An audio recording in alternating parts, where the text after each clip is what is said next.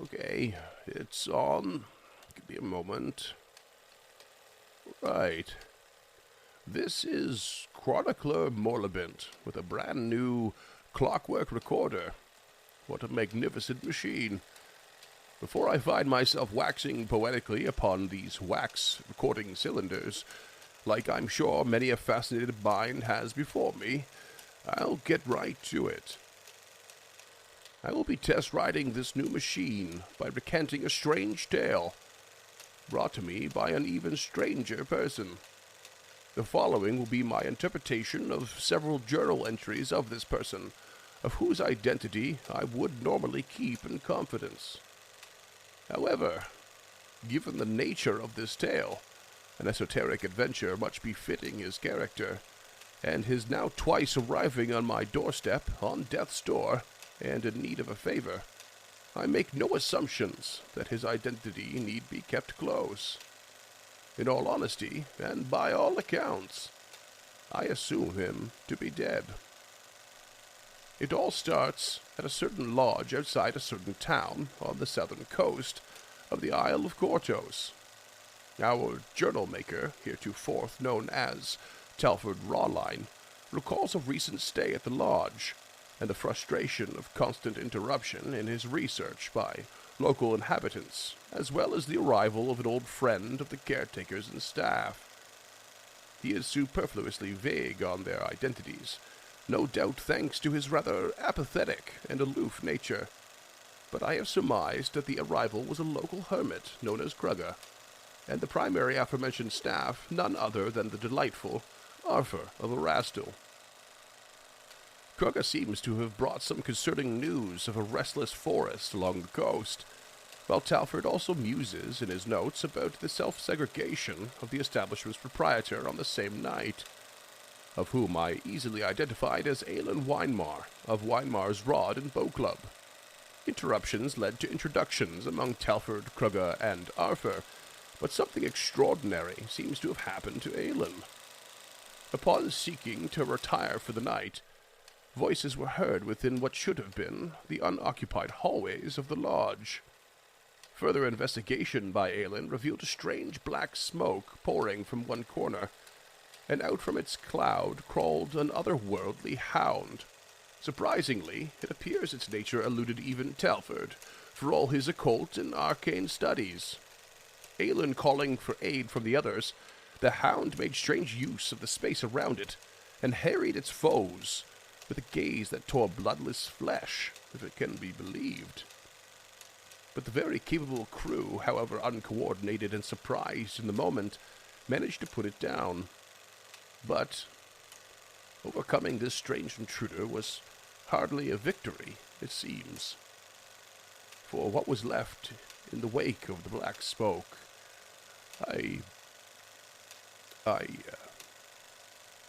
I'm sorry.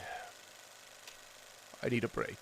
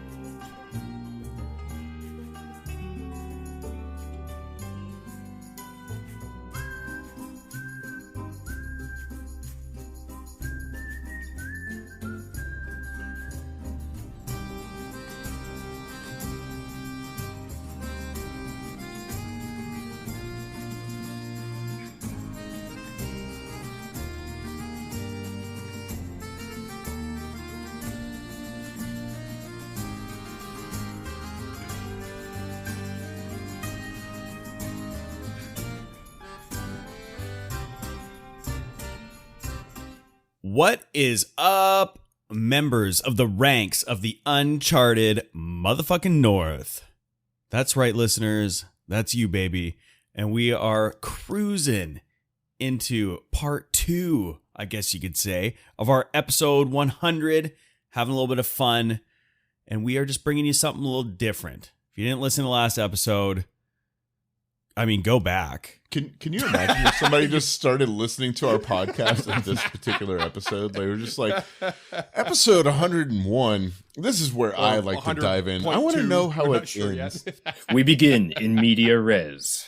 Yeah, so if you looked at this and you thought this was season 1, episode 01, you're wrong. You're wrong. This is episode 101. That's what happened in Encounter This. Sort of. Anyways, so, we're out here and we're doing something a little different. We're playing some different characters. So I just stole this intro banter idea from Cam, and they were wondering, what is it like playing a different character after 100 episodes or 16 episodes at your regular character, just diving back into something different or something new? So let's talk about it. I mean, James and Duncan have also had characters die, so it's not 100. You're the only one with 100 episodes here, Scott. Yeah. That's true. And also Aelin for all of Troubles in Otari. He who cannot be killed. Except in that one shot we did. I want to I want to know, Dunk. Okay, this is a bit of a weird one because of the parallels between the two characters. So, like, mechanically, pretty fun to play a monk. I mean, I do like but it's another martial character. So, and that first fight, not too efficacious so far. But I do kind of like being able to play with a much more kind of like upbeat, magnanimous character that, I don't know. I feel like I pigeonholed myself a little bit with Krucka for being such a weird fucking dude. But is it harder playing Krucka because you always have to be smarter than you are in real life? Yeah, those wheels, they have to just turn faster and faster. It gets dizzying sometimes. How do you afford the grease, Dunk? How do you afford the grease to keep those wheels turning? Well, if you go to patreon.com/uncharted. That a boy. Yeah, but no, I actually really like it. I mean, I'm excited to be able to get back to our old pals, our local legends that were having troubles in Otari. Way to plug. James, how is it playing a different shooty? I would play Arthur every day if I could. Funny thing is, you can do whatever you want when we're playing. I was not able to in the third chapter of Stemming the Tide because I wanted him to stay alive for reasons that are no longer important now that his nephew's dead. Oof. Yeah, sidebar. I'm very interested to know how much of this James knew about, or if this just got dropped in his lap. I did check with James if he had intentions of replaying Raphael, or in particular for this segment. He said no, and I asked him if I could do what I will to tell a great story using him, and he said yes. So I know that. And you murdered him. It seems like an abrupt start to that story I'm telling, but I just need you and all the listeners, and especially James, to bear with me. Listeners, sound off. Listeners, get a Freeman in the Discord. Get at him. Just let him know. Give him the business. After 100 episodes, could he be more of a son of a bitch? Yeah, throw a suck at Byron in the Discord at him. But so James, you're having a good time playing Arthur. Oh yeah. Arthur's probably my favorite character that I've ever played. I have so much fun playing him. I love his build. I love his demeanor. I love the story that I've written for him and how piecemeal it is and like incomplete. Just because I love this Healbot build, and then now we're spoilers. We're throwing a Beastmaster dedication on top of that. He's just gonna be so much fun, just running around the battlefield with three. Like at this point, Arthur technically has 4 actions, and they're all gonna get used. It's gonna be fun. Okay, interesting question here. I know, and the listeners know, previously you've said that you always like to throw a little bit of yourself into your characters. Is it the sausage rolls, or is it something else we don't know? It's the lemon bars. Or is it the lemon bars? No. It is the lemon bars. It's also his love for nature. And Arthur's the kind of person that I always kind of wished I was. You know, this nice, always pleasant, always good to people, kind, sees the best in everything kind of being. He's modeled pretty heavily personality-wise off General Iroh from Avatar: The Last Airbender, Mm. and that's the kind of old man I want to be, is just kind and jovial, even though I know it's not possibly attainable for somebody like me. It's just it's nice to be able to express that in like a real genuine fashion, whereas if I just somehow managed to flip a switch on my personality, it would just come off as sarcastic. Be the Airfer you want to see in the world. This is kind of the point of these games, right? That escape from reality, that suspension of disbelief, and that exercise of doing something beyond yourself. Amen to that. Yeah. Because contrary to popular belief, I'm not an actual murderer. Thank you very much. Not that we know of. Remains to be seen. We've never seen you and a heartless murderer in the same room, so You can't compare. We've never proven actus reus, though I'm pretty sure we've got mens rea down.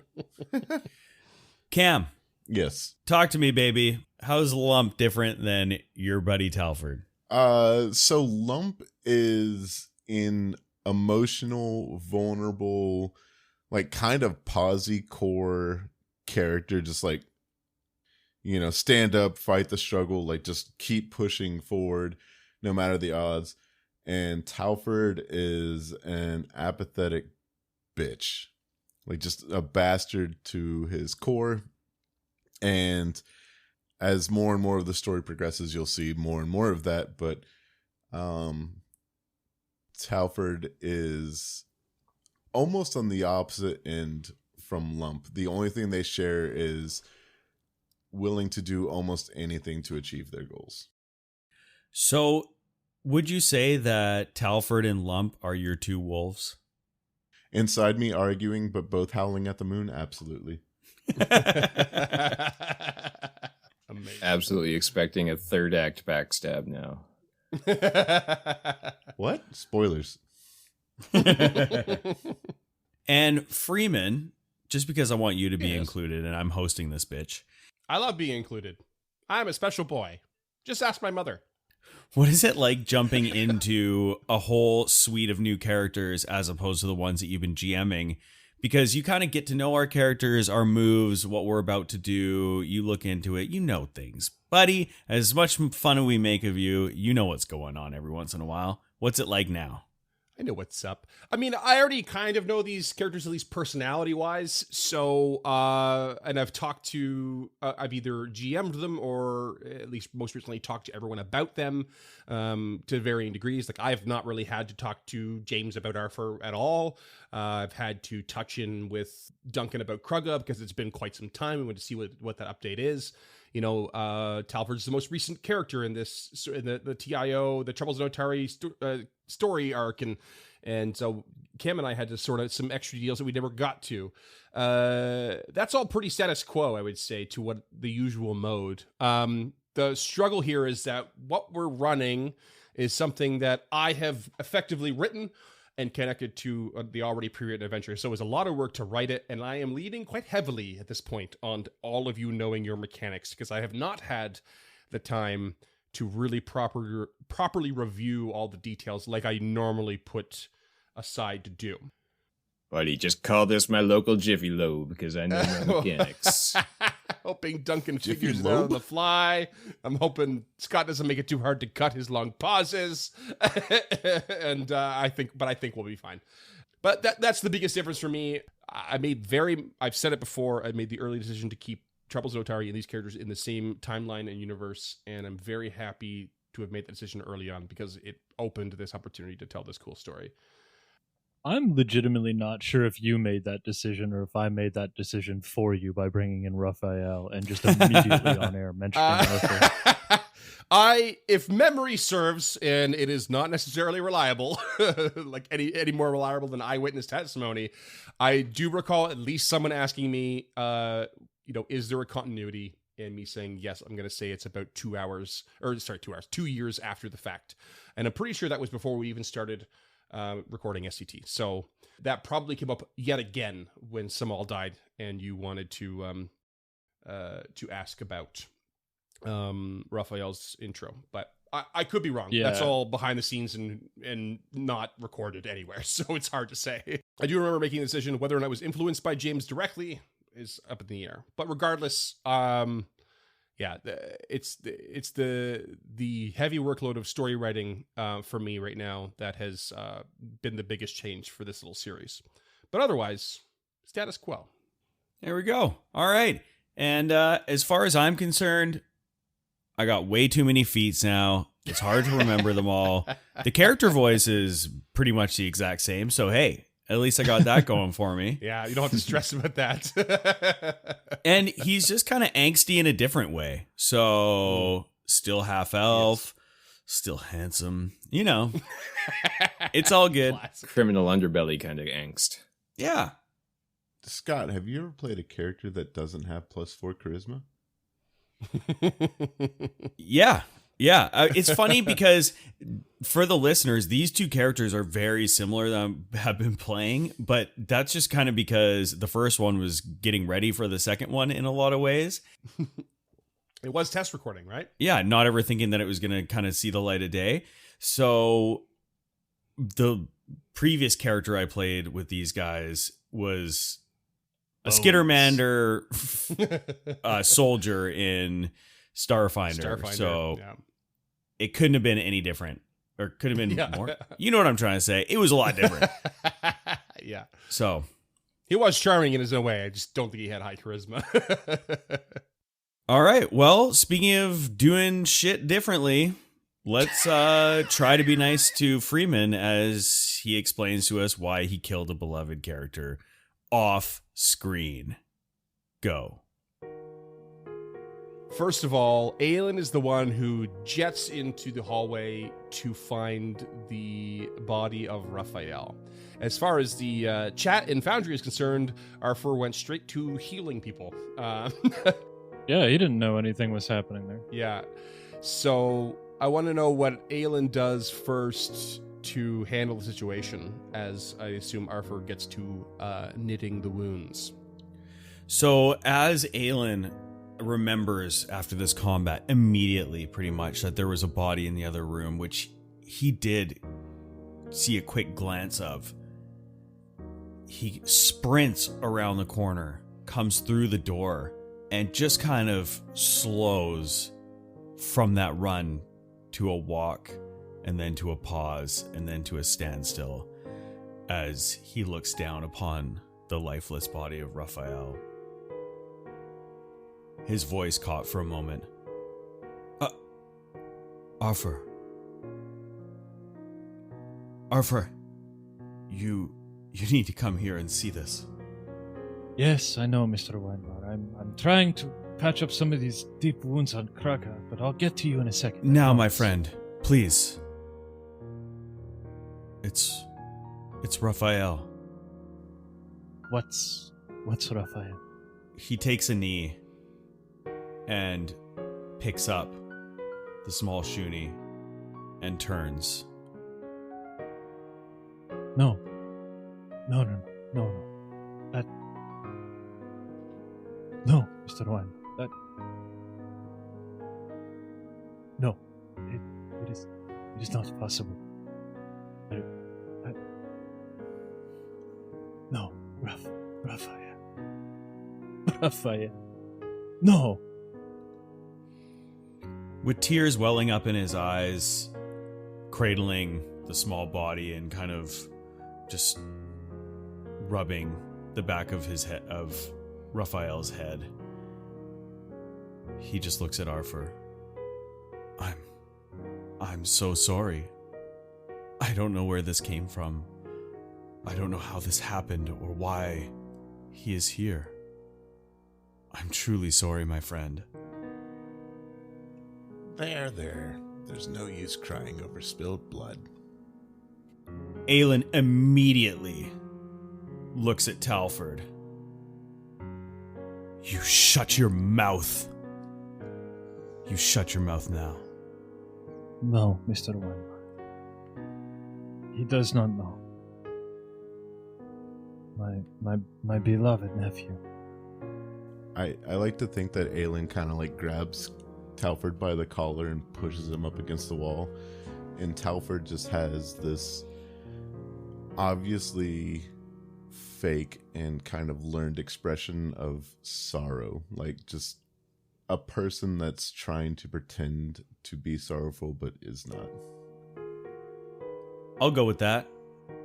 And Talford looks down at Raphael, his eyes still white and bloodshot. Can I make a medicine check to see how Raphael was killed? Sure. Yeah. That is a 32. It seems like there are a few wounds on his body, obvious of bites and slashes. There are also very obvious bloodless slashed wounds. It looks like that creature you just killed is definitely the culprit. Or, sorry, the creature you just fought and disappeared is definitely the culprit. It appears that it was the creature that we just faced that was responsible for the deed. Truly, I offer the most I can. Krucka, seeing the bloodless cuts on his body kind of blend in with the rest of his scars, kind of puts his hand on Arthur's back. Like, well, I guess we've got something to kill. Why? Why? I just spoke to him not 2 weeks ago. He was on his way to Absalom. He was so young, so full of life. Just received his seal of Pharasma. He was going to help the townsfolk of Otari. He was... No, it cannot be Raphael. Do you, so we don't really have a positioning on the map here, but, you know, effectively Aelin is holding Raphael, at least with one arm. Yeah. Yeah. And Talford is almost unconscious, like just going to start going through Raphael's pockets in Aelin's arms, just looking for anything. Aelin does not allow this, and Aelin pulls Raphael in towards his body, kind of cradling him with one arm, and will shove Talford to the side, if you allow that. Oh, yeah, no, yeah. Yeah, as you do, you have this sort of altercation, and Arthur is probably just kind of like in his own way reaching towards his nephew, but like not ready maybe to touch him. But as this sort of like kerfuffle happens, items start to fall out of the pockets of Raphael's coat and stuff, and because of this sort of like motion, and his religious symbol drops to the ground, his wooden religious symbol to Pharasma. Bits and pieces of his healer's tools. You can feel the jangle of his channel protection amulet kind of like, you know, ring out in the hallway. But in particular is a strange, almost sphere, but with a hole through the center, quite a large hole through the center, drops to the floor with a thud. Dunk, dunk, dunk, dunk, dunk. It catches your eye. That definitely catches Arthur's attention. He didn't know it, but he's on his knees now, and his eyes are just, he's having a hard time seeing. But he hears the orb drop, and maybe it's the Shuni in him, but it sounds like a ball. And it immediately catches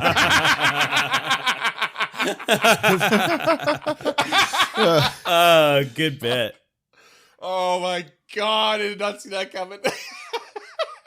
I mean, that's a hero point right away. There's no way you have to have one.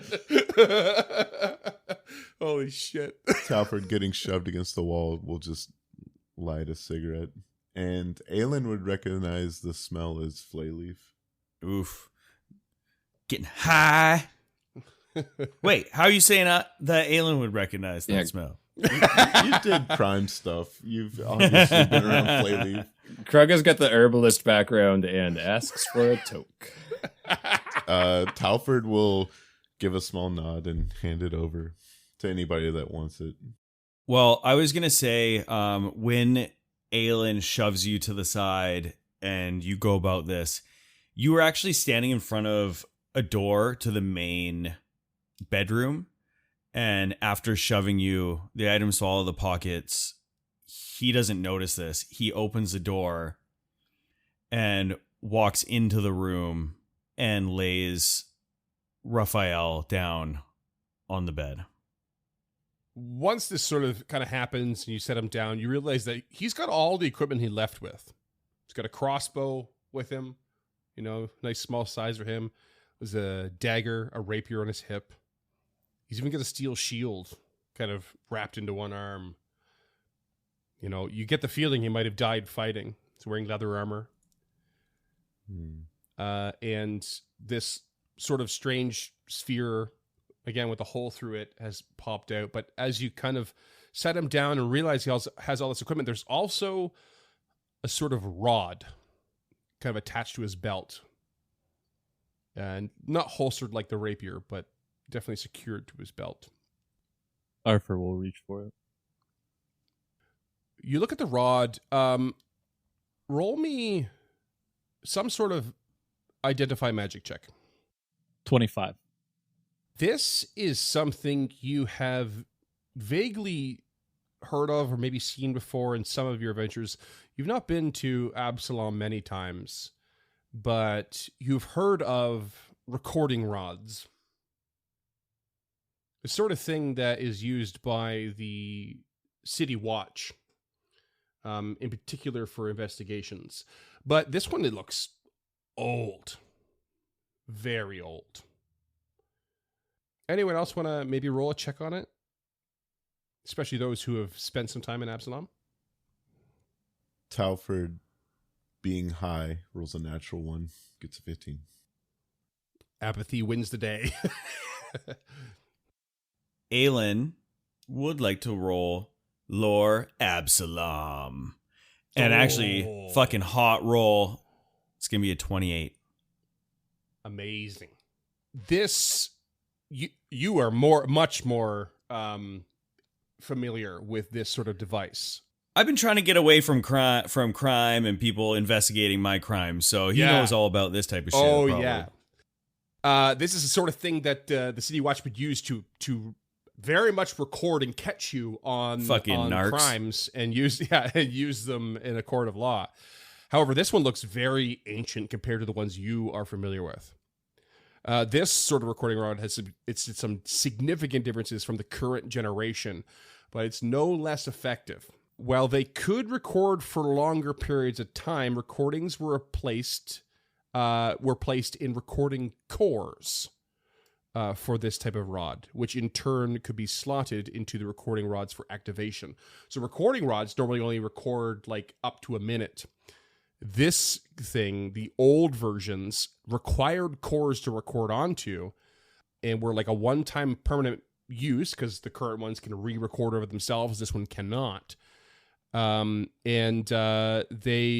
basically record up to like 10 minutes worth, this one in front of you instead of one. The difference here as well, too, is that the current recording rods will transmit information telepathically. This one does not. Instead, it broadcasts a sort of hologram-like image of the vicinity that was recorded with sight and sound. So, remembering all this, Aelin turns to Arthur and just says, "We may find some answers on here. This is a recording rod. An ancient one. It may explain what he was up to." Is there a play button? There is no core installed. It's just a rod. Talford is going to go ahead and cast Detect Magic. Okay, yeah, you detect magic on the channel protection amulet on Raphael, +1 rapier, definitely the recording rod, and definitely the ball with a hole through the center. Talford will hold out a hand for the ball from Arthur. If you don't mind, I think that I can turn this on so we can see what's on it. And Aelin, as he sees Talford approach Arthur, shoots him An intimidating glare. a fucking, yeah. He's like one step shy of an intimidating strike right now. Go ahead and fucking roll the intimidate. See if you can intimidate. Yeah, do it. Let's see what happens.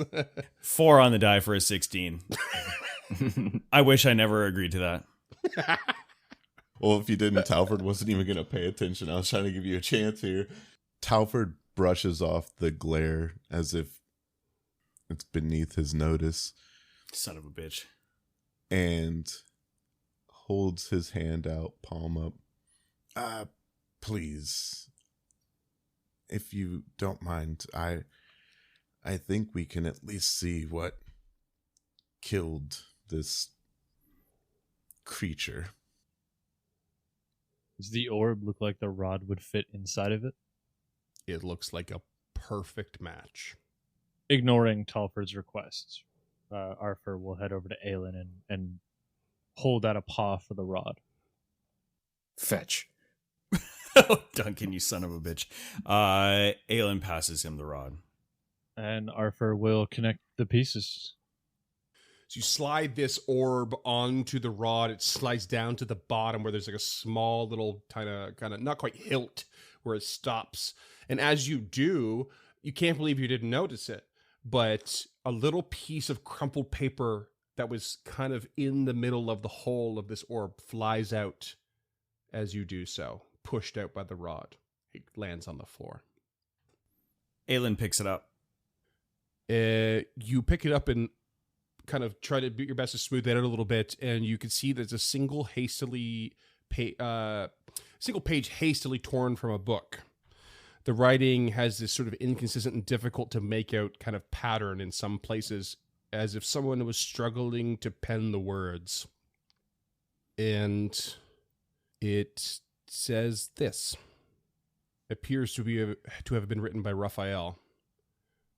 Whoever would like to read it is welcome to. I mean, Aelin has it, so. Okay. I just wasn't sure if James wanted to voice it. Let's hear it. Let's hear it in Raphael's voice. So Aelin says this. Which is Arthur's voice. But let's hear it in Raphael's voice. I love it, and I love it. This will be the last of my entries. What I have discovered, I cannot write down in detail. It would never be allowed to live in written form. And while I've committed it to memory, I wish I had never learned it to begin with.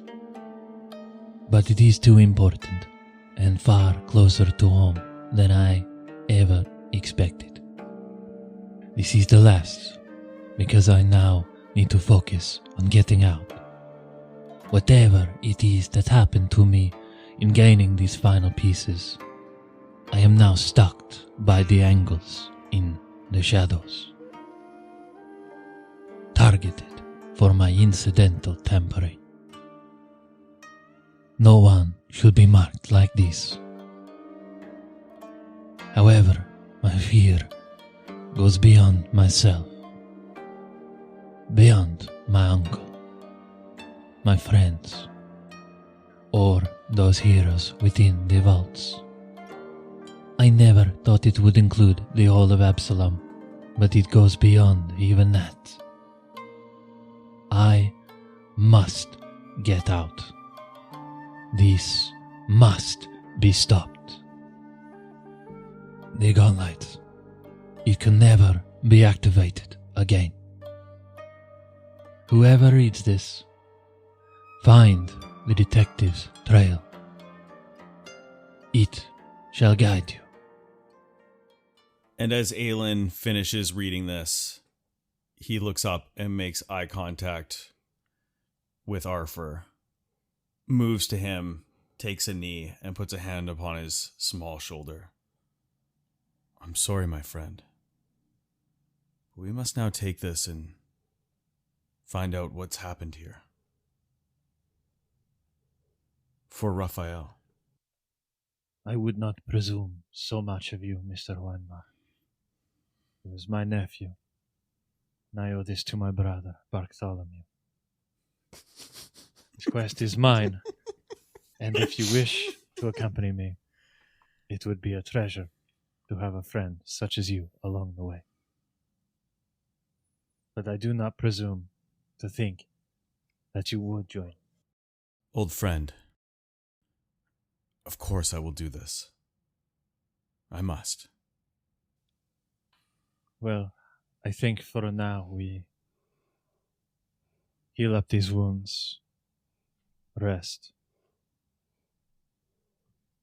figure out what he could have meant by the detective. Maybe we start in Absalom. But after you are healed, tonight I spend with my nephew before we head to Absalom. I will need to send word via Eloria to his family, to our family. And Aelin nods, standing, gives Talford a dirty ass look, and moves out of the room. Talford just looks confused for a brief moment at why people are so upset at him before shrugging and taking a drag off the flay leaf and walking out to go read his books. So I did the healing off screen. You guys should all be close enough, I think, that a long rest will get you to max. If you're not, let me know. It takes Arthur about an hour to get everybody there between continual recovery and ward medic, so he's able to just blitz through this. Does Arthur heal Talford? Yes, absolutely. Okay. Arthur's not mad at Talford. Aelin is. He's kind of confused by his reaction, and he understands that Talford doesn't know. He doesn't really know Arthur. He doesn't know his family. Like, this is his first Benefit of the doubt, so he, right?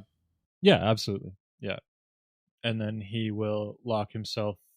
Well, I mean, instead of sleeping in his tiny room, he'll stay with Raphael in I guess, the guest suite. Is Yeah, this the master guest suite. Yeah, it was the nicest room in the place. This is our first tiny room up here in the corner. Can we all just appreciate the new game pause button or symbol? Yep. I didn't want to mention it because it's not an audio joke at all. It's okay. We'll take a screenshot.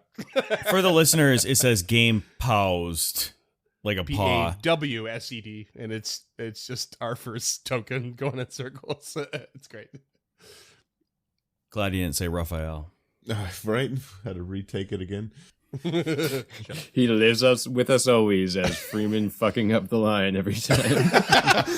What's the word, listeners? What's the word? But just call him Arfael. Then all cases are covered. Arfael, yeah. After getting patched up, Talford will give a small nod to Arthur. I appreciate your patching. I see you're also skilled with the needle, as it were. I have spent many a nights healing the wounds of the others. Violence is an unfortunate side effect of the world we live in. Some think it is in our nature. We are the smartest, we are the strongest, we are the bravest, so we must fight to prove these things to each other. This is not true. Those of us who are the smartest, strongest, and the bravest, we help the others, not hurt. So as soon as I was able, and chosen by Arasto, blessed with his powers, I try not to take any lives if I can help. First heal, then, and only then, if all else fails, we take. Talford turns his head quizzically, pondering in his head why you would heal first before harming, almost as if it seems like an illogical paradox. Before looking down at the small Shuni with a practiced artificial smile. Sometimes I agree with you. Other times, there needs to be a form of violence. It should never be wanton or reckless, but with the precision of a surgeon. Sometimes we must hurt others to heal things. Unfortunately, what you say is true. There is evil in this world.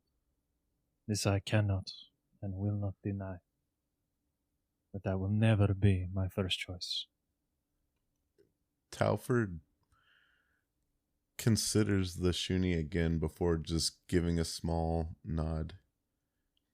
I can see your side. I just don't know that I agree with it.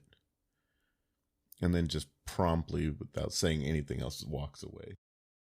Arthur just staring after him, bandage in hand. I would never ask you to. And while they're speaking, Krugga follows Aelin into the front room, stands next to him. I seem to have a knack for showing up at an inopportune time. Aelin's eyes were cast down heading into the room, but they look up at Krugga with some light. This may be true, my friend, but why are you here?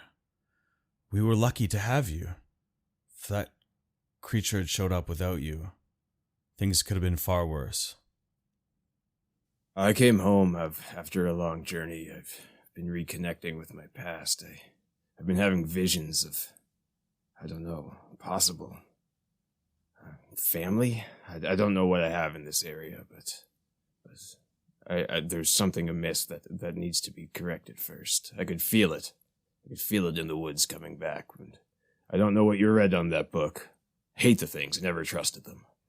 But I trust you, Aelin, so I'll help you with whatever we need to get done here. Thank you, my friend. I'm glad you are back. It is good to see your face. It's been many years now, I feel. Yes, I'm glad to see that the spiders have left and have not come back. It's true. We have come a long way. Have you heard of what's happened in town? In the graveyard? Oh, I've just walked back through the door. Something strange is going on here. In Otari, the dead were raised from some sort of light from the gauntlet. It was bad. Many people were killed in town. They're rebuilding now. I hope that Jack and Miroslav are okay. They haven't come back yet, so I just hope they've got into their cups. They sound like dicks. I'm just joking. I guess things must be worse than I thought. We've come a long way from clearing out spiders and animals from your rod and bow club. But if this is another job that needs to be done, it's another job that needs to be done. It seems our work is never over. And he will light up a joint. Dirty hippie. Yeah, Monk. fuck those. Okay, he will light a bong. Talford, I figure, is done about the same time they're done with their conversation. And we'll go back out. And where Krugga was sliding over the table, knocking away all of his scripts and books, he'll just let out a sigh. Krugga quietly delighted at both of the books being in disarray and him not being happy with it. We'll quietly pick everything up before the words the Shuni said, like, don't hit Talford, but Talford remembers, like, the rod. Oh, god damn it. How did... And we'll just, like, rush back and start, like, for a moment, like, go to, like, bang on the door that Arthur's in and just like pause for a second and remember a little bit more social decorum and politely just knock. Ah, I see you haven't forgot everything on the Barbazu's lettuce. What? The devil's lettuce. That was a good joke, Scott. That was a really good joke. For the listeners, I Scott like has his face firmly in his palm right now. Scott got himself. No, it's so Scott bad. got himself. It's so bad. I really liked it. I went right over my head. I'm not gonna lie. It was a stretch. No, it wasn't. I'm down. Yeah.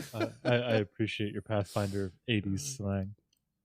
Are you guys actually smoking Flayleaf? Is that what's really happening? Oh, Talford is absolutely. Yep. Okay. Cool. Aelin is not. Not that he's against it, but Are you guys just at stage 1 then? Yeah. Okay. This Flayleaf, not great. Not great at all. It's real bad for you. Oh, is it? Yeah, the mechanical effects are pretty ruthless. The- Stage 2 and They stage can be 3. bad, yeah. The fortitude save is just so low that at this level, like, I can't fail. Okay, Krega is a poser and smoking clove cigarettes. GM discretion level of tolerance, as it were. It's a DC 12 fortitude save. I have a 10. Yeah. So, like, I literally have to roll a 1 or a 2 to fail. So, like, yeah.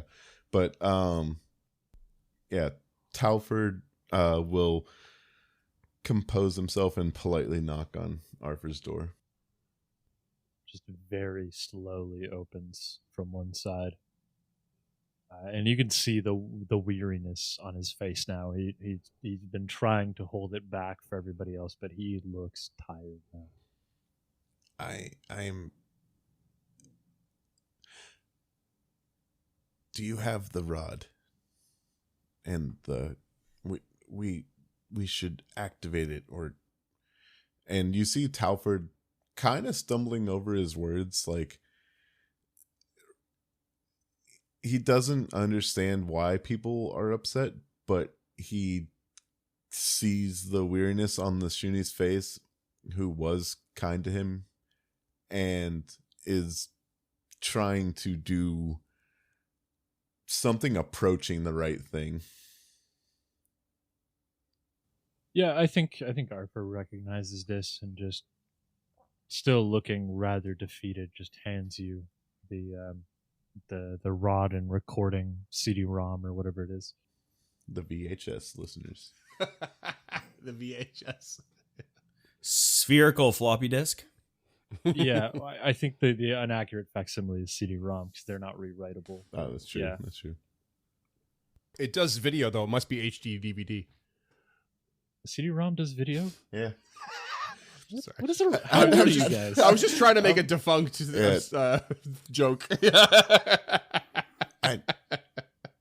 Laserdisc. It's a wax cylinder. Arthur hands it to you and just, thank you, Mr. Roland. Let me know in the morning, I think, if there is anything that you're able to come up with. And he hands Talford the rod and cylinder and closes the door behind him. Goes back and curls up on the bed with Raphael. Well, that's sad as fuck. Fucking better be. Yeah. Sure is. Oh man. I mean, Cam is sad. Talford's not, but Cam is sad. Yeah. And Talford will look at the items in his hand before heading back out to what, as far as he's concerned, his table, and prop the magical rod, the base on the table, before gently sliding the sphere onto it and trying to figure out how to activate it.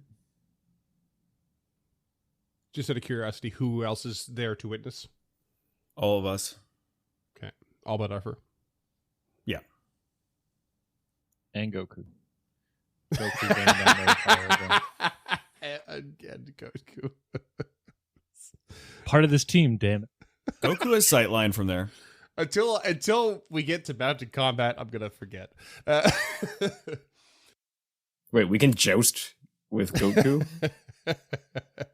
Yeah.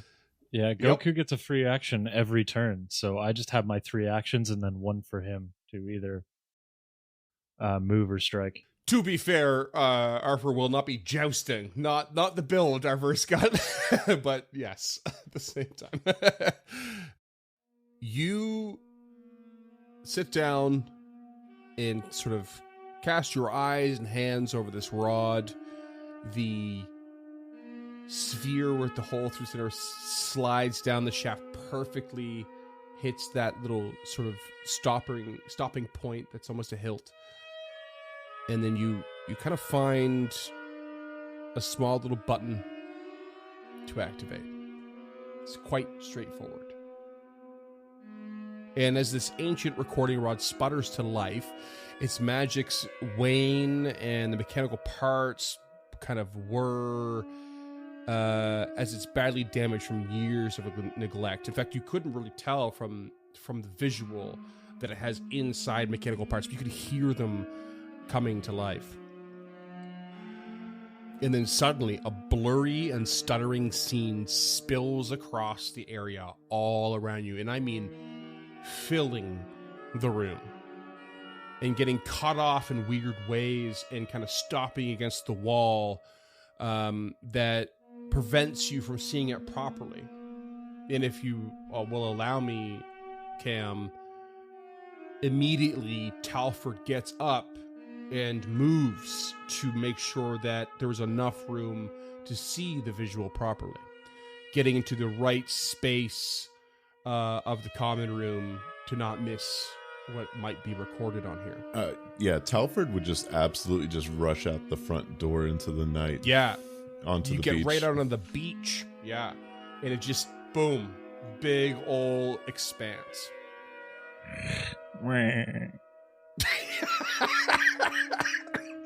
Aelin follows. Son of a bitch. As does Grega. The scene spills across the beach, and you can see there are 2 humanoid creatures in a large room. And again, it's sputtering, it's not clear, it's sort of this weird flickering image. But in the center of said large room appears to be a circular pit. Within the pit appears to be hundreds, if not thousands, of shelves filled with books. And then books float in and out of the pit at what appears to be a request placed with a nearby librarian, who then casts some sort of magic to draw one out. The furniture and shelves and books and librarian, everything flicker in and out of existence as the unstable magic stutters. One of the figures has these sort of lizard-like features and is sitting down sifting through the pages of a thick volume. The other seems to be slowly meandering around the room, seeming to not pay much attention to any one thing. And the only discernible feature in the latter of the two are these glowing red eyes and this glowing fiery red hair. And then you hear them speak, starting with the latter with the glowing eyes. What are we doing here again? We're looking for anything that connects the hierophexes to these deaths. Let me rephrase. What am I doing here? You know management likes partners in these things. I think 2 minds make for a broader perspective. Do they now? I'm inclined to agree. You aren't one of those lone wolf complex types, are you? No. It's just... I've just come in from the coins, as new to Starwatch as they come. Is it standard practice to throw the new guy into the middle of a big conspiracy investigation? I mean, it wasn't routing out conspiracies that exactly got me a promotion from the token guard. More like routing out corruption. Standard? Maybe not. The Starwatch keeps a low number these days, which means when we lose one, we lose a lot. So when we gain one, it better be a lot as well. And if you think the Hierovexes don't have anything to do with corruption, then maybe they did promote the wrong guy. And I suppose you probably think I got some big-ass boots to fill, No pressure and all that. All right, yeah. I'd rather Smokey was here instead of you, but he's dead. We've got a job to do. Is that what you want to hear? We can dangle regret and loss, or hash out why you're too scared you won't be good enough for the eyes of the big bad Starwatch upper management. Or you can help me sift through this shit. Yeah, all right. Sorry. What are we looking for then? If I knew that, I'd have maybe found it by now. Okay, let me rephrase. What sort of thing do you hope to find in the genealogy section? Like I said, something that connects the Haravexes. What better than a family tree? Bit on the nose, don't you think? Think so? How about this? And the image flickers to show the seated man to be a bulky lizard folk as he lifts the hefty book from his face to his new partner. He dabs a finger at a single standout word. The partner leans in, the image flickers again, showing his skin is cragged and glowing red lines. That partner is definitely human, perhaps, but for sure Ifriti blood. And he cocks an eyebrow. I thought they were a myth. And then suddenly the image flickers harshly and brutally, and everything becomes too blurred. You lean in to try and see what they're pointing out in the book. You can't quite see it. And it shuts down. And you're left with nothing but the moonlit sky and the sound of the lapping waves around you.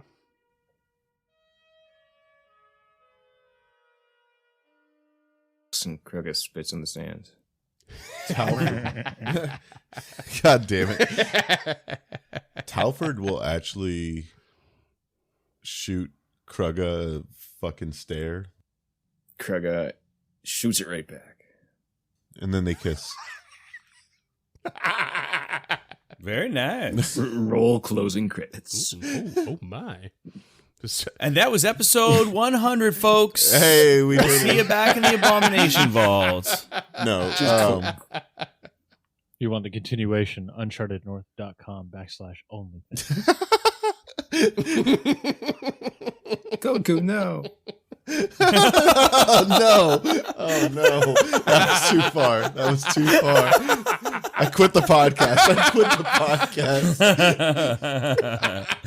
Oh, that's rich. Duncan is looking so bashful right now. He's like, why did I just say that? Someone cut that. No, just kidding. Play it twice. Play it again, Sam.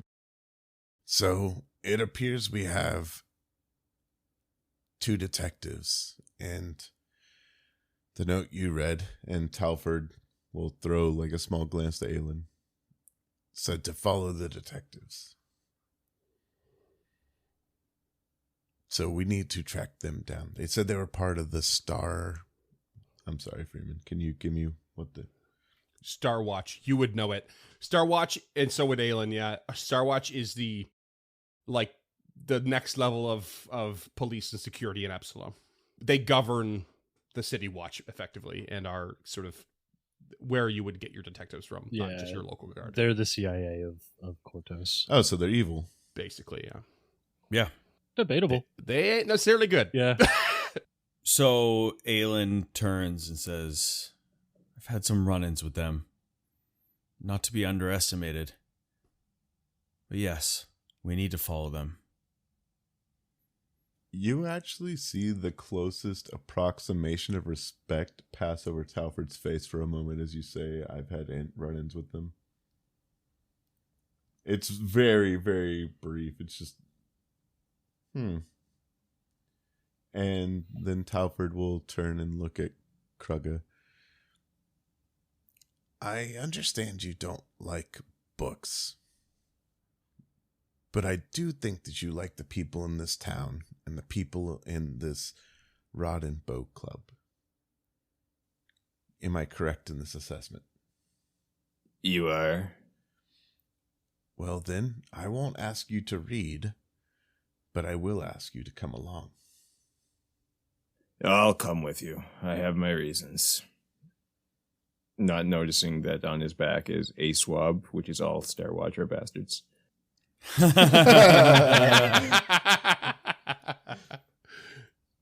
Very well. Can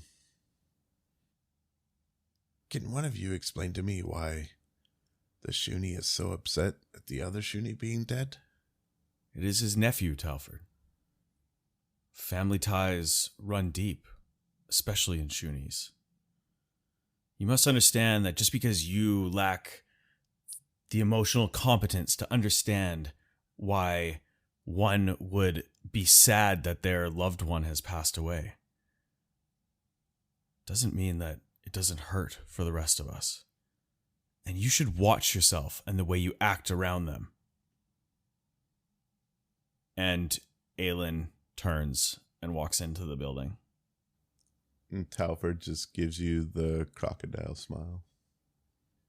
I think that went well, don't you, Krugga? We're all feeling a lot of feelings right now, except for maybe you. And Talford just turns his head quizzically. Yes, I suppose you all are. And we'll go back inside. Before, like, shooting a look behind over his shoulder, Do you think Aelin would sign the book? and he holds up a copy of Behind the Veil, A Walk Through the Puddles. You'd have to ask him. I honestly hate books. I see. What? Did a book hurt you at some point? Did it like fall and hit you in the head? How do you think I got these scars? Paper cuts. No, it's all making way more sense now. I do understand. If a book did that to me, I might not look like books either. So Glad we have come to an understanding. Like Krugga came to a bunch of cash once, and then he like put all the cash in the bed and rolled in it and just cut them all up. You make it rain once and it pours for the rest of your life. the old expression, someone in the future must be pissing on my grave. Yep, and it will get more literal as time goes on, I'm sure. Undoubtedly. And Talford will take the sphere off the rod and put it into some pouches and go to bed. And if everyone follows suit in their own time, eventually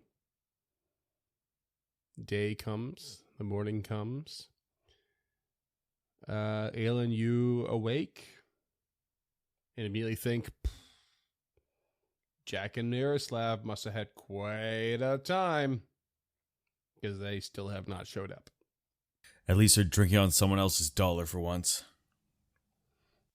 No, he doesn't think that. He is concerned because there's employees but his friends, and strange things are a brew right now, especially with that attack. Raphael just died and Krugga's back. It all just seems very convenient and also not good. It's almost like there's an adventure brewing. Not to mention he just received a brain in a jar yesterday. Right. Yeah, right? I did forget about that. Has the hook got you? Has the hook got you? Yeah. So I think that Aelin actually fell asleep at his desk. Because after the run-in, I guess you would say, with Talford and all this happening, he went back to his office, sat down, poured himself a dram of something, and just kind of started considering everything and fell asleep to that. And he wakes up and is kind of taken aback for a second as he looks and sees the brain floating in the jar. And the eyes. And the eyes, too. Brain and eyes, yeah. Greg will walk in from having just gotten through, he went to his cabin overnight and got up bright and early. Walks in the door. What the fuck is that? Oh my God, the eyes kind of follow you. You know what? For Aelin, too, it's like you would think Chalkface's eyes, but you never consider the fact that eyes would be so difficult to discern when they are out of someone's head. It's like you feel like they gotta be them, but then you're kind of like, damn, I didn't ever think I'd have to try and discern it this way. They're way bigger than you think. You just, yeah, right? And you just can't be sure. And it's like, yeah, it sets your nerves on edge for sure. Yeah, and I think also the other thing is that Aelin ran into Chalkface a couple times, but like when you're the head of a gang, you don't often see the head of the other gang because you're almost always kind of protected.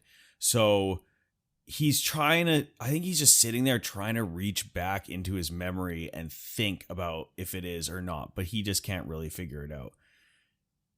Looking at them and looking at Krugga and just like trying to be like, are they the size of orc eyes? Are they similar?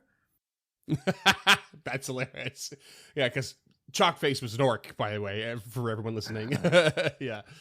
Talford will stroll out of his room, light a cigarette, and make his way to Arthur's room and knock on the door quickly but not too loudly.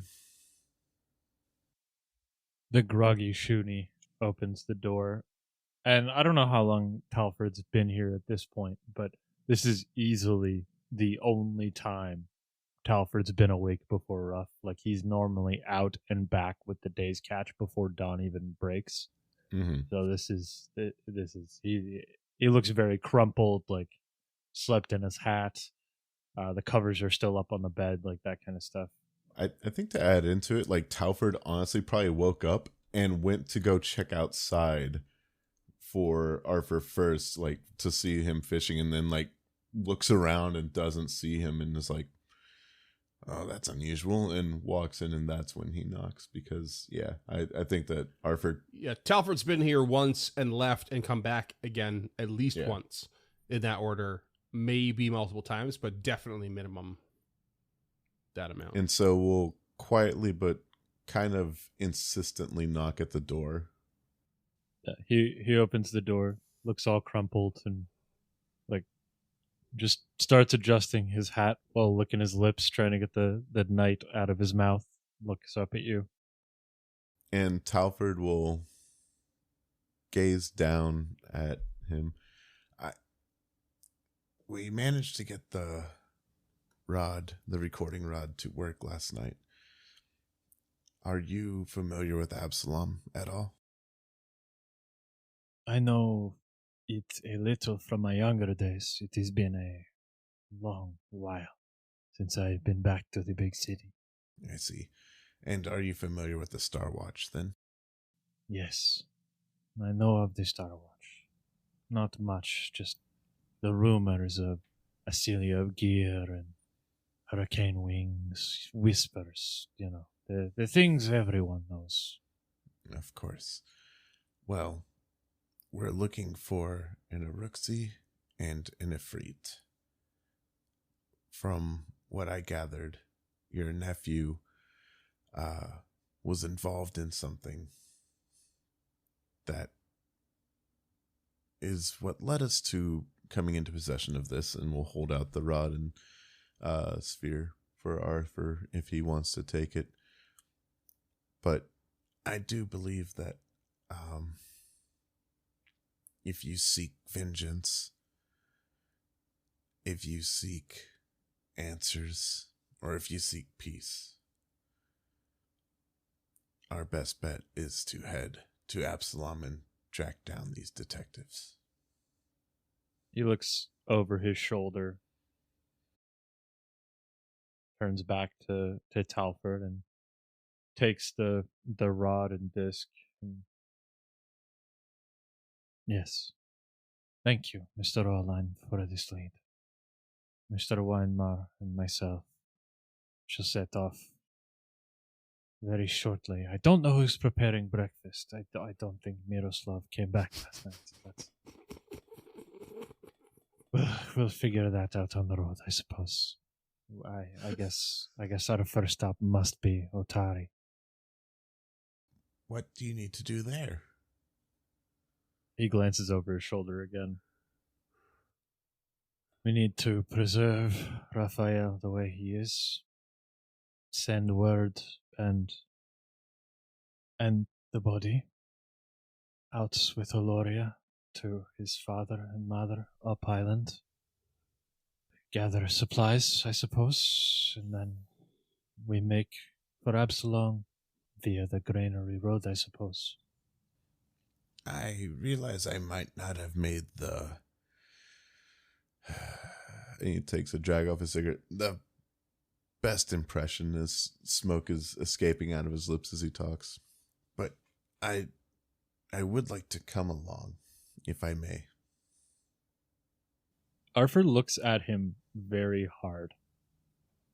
Mr. Rollin, your support would be invaluable and incredibly generous.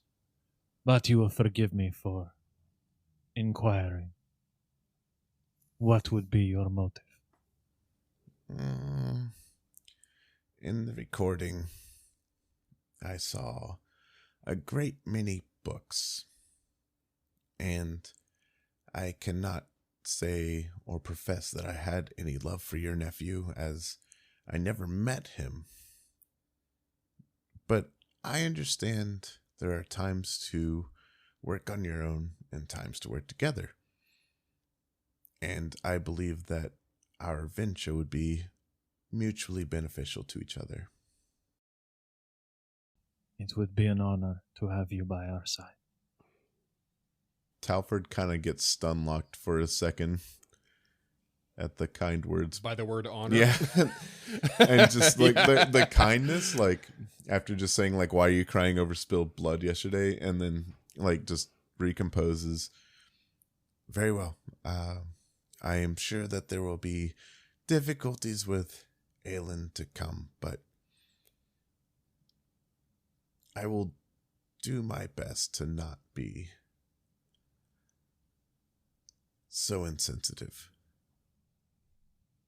I would never ask you to be something you are not, insensitive or no. But I would ask you, if you come along, your first response to any conflict is not violence. Second, third response, acceptable. First, I'd appreciate the opportunity to speak. Is preparing for violence enough of a pause? I suppose we shall see together, shall we not? We shall. And Talford offers up the artificial plastic smile again. Offers down. I think you Oh, yeah. 3 feet lower than I me. didn't mean... Just sees chin. Just nothing but such a chins. pedant. You can't tell, but I'm smiling up here.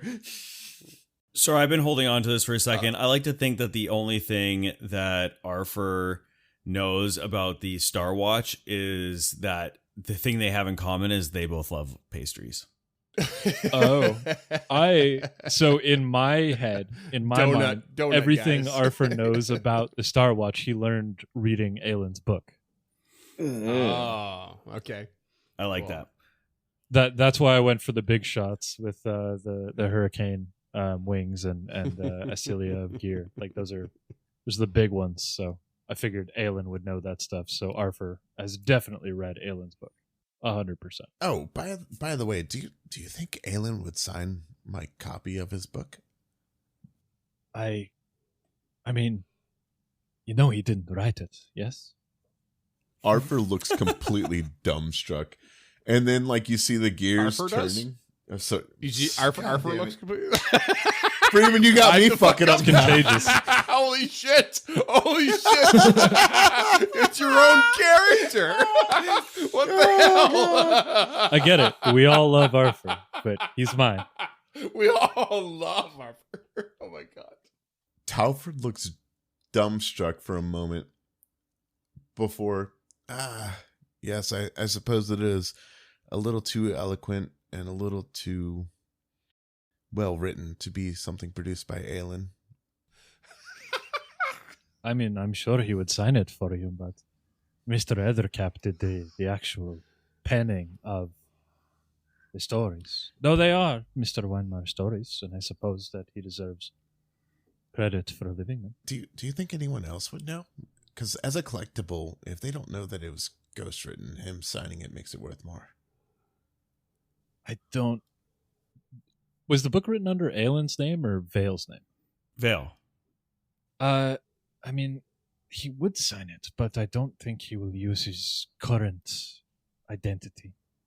I don't imagine he would want to give up all of this as Mr. Weinmar, but perhaps he would pen it as his birth name, Mr. Vale. Talford nods before, well, you want to go find breakfast? He looks over his shoulder to the corpse of his nephew on the bed. I'll bring you breakfast. Thank you.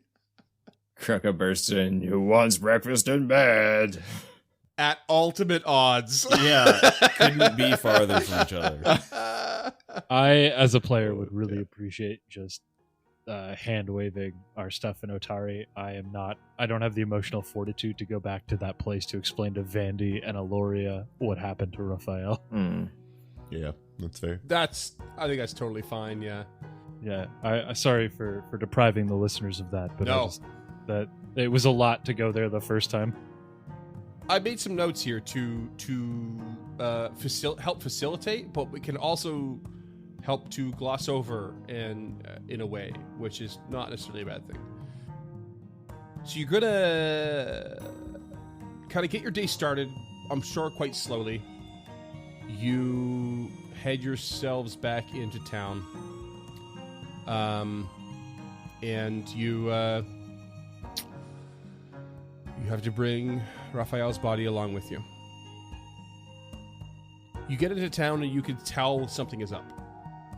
You're going along the South Coast Road, as it's called, and there are no guards along it like normal. Once you get into town, you can tell that there's this sort of hustle and bustle. Something has happened, and it doesn't take you long for you to gather the information from the locals as to what has been about. There has been an attack. Jal Mesmin, of all people, has returned and has been defeated.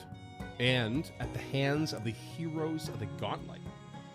Like, what are the chances? They're supposed to be down there fighting what is threatening the town and manage to be on the surface to face off yet again another threat to the town.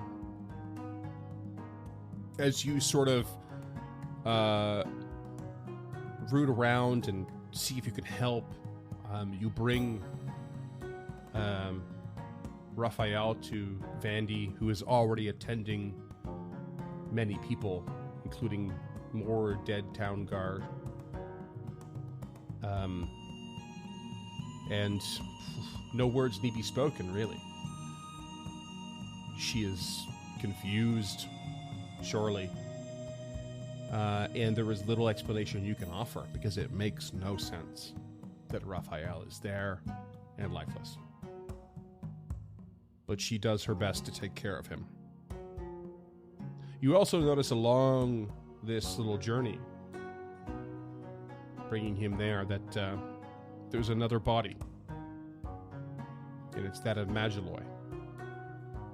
And as you strike up a conversation with Vandy, you realize that Jakira and Marislav are also under her care. And as it turns out, they were happily trying to earn some income by trying one of Magilloy's concoctions. And it turned out to be much worse than usual, because it was actually spiked with a tincture of wolfsbane. I mean, think like tonka bean, which is a delicious, wonderful thing in our world, but regulated for its poisonous effects in great volume, especially in the US, as far as I know. And she was trying something new, and they weren't at risk of dying, but, they became very ill, and she shut her business early. And she suspected that the full moon had affected the wolfsbane in some way. And according to Miroslava Jakira's accounts, Magilloy had gone out after shutting down to find more wolfsbane to retest her theory of the full moon affecting it. And it ended up getting her caught by something very unsuspected, which was the werewolf of Jal. Amongst all these things, you hear from the town guard, whether it's from one of the senior guards or it's Gerald or Longsaddle, that they no longer have the resources to cover the road to the Rod and Bow Club. They need to double down again. It's been 2 years of safety, but they can't afford it again. Things are too tight here. And as you're passing through the town, you come across lots of cleanup efforts. Fishers and laborers and couriers alike are all doing their best to clean up bodies in the streets, blood in the streets. The blacksmith especially needs a lot of cleaning. And you can see that the graveyard's cleanup is not prioritized. The removal of corpses and guards and whatnot are there, but tombstone and crypt repairs not underway.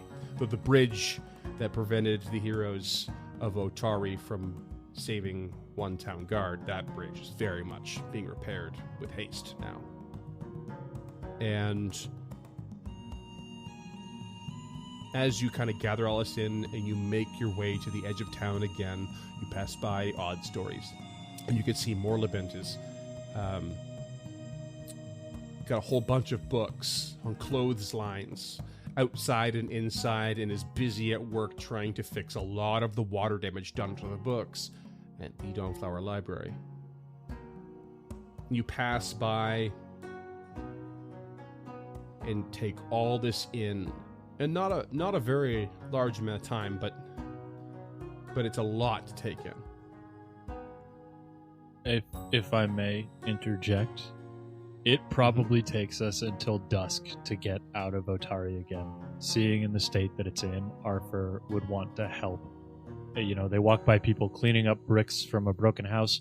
He helps stack a couple of bricks. He helps sweep out a shop. He patches wounds. Like, every time they pass somebody new, he does something small that he can to help on the way in and on the way out again.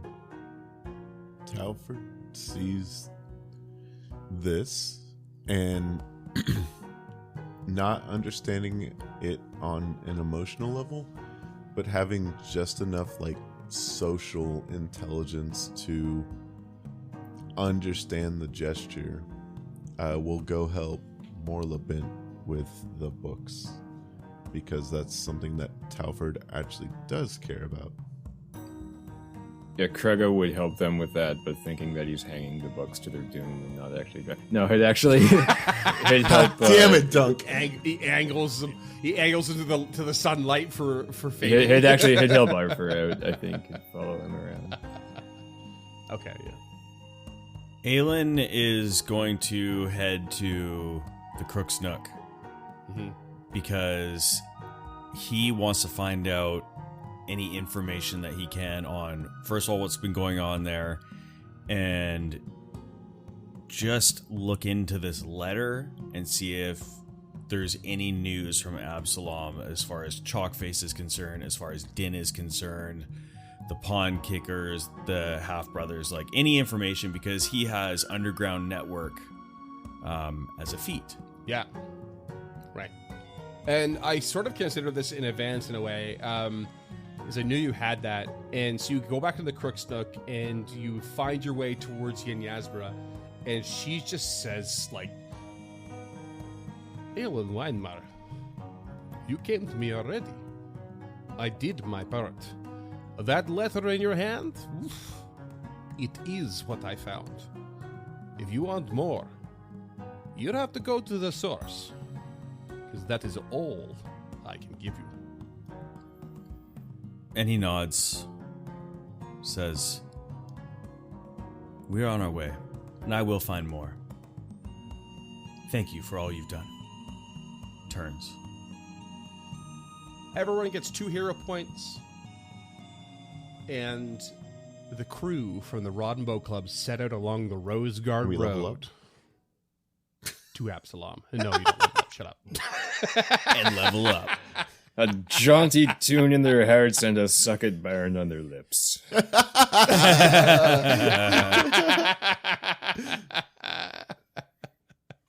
Hey, Telford, Yes. what do you call an alligator in a vest? An investigator? An investigator. An investigator. Son of a bitch. I fucking love the fucking Talford Arthur team up. Like, holy shit, that is just premium fucking inject that shit into my veins. Yes, please. Oh, shit. All right. Thanks, listeners.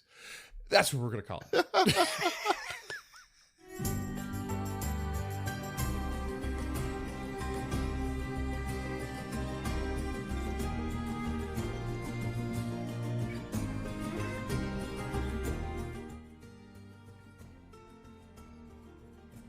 Stemming the Tide is an actual play podcast of the Adventure Path Abomination Vaults and is produced by the Uncharted North Network. Stemming the Tide uses trademarks and/or copyrights owned by Paizo Inc., used under Paizo's community use policy. We are expressly prohibited from charging you to use or access this content. Stemming the Tide is not published, endorsed, or specifically approved by Paizo. For more information about Paizo Inc. and Paizo products, visit paizo.com. Music is composed by Will Savino and artwork by Greyhood. Stemming the Tide is recorded remotely using Foundry Virtual Tabletop. If you wish to connect with us or support this project and projects to come, we can be found at unchartednorth.ca, patreon.com/unchartednorth, and on all major social media platforms.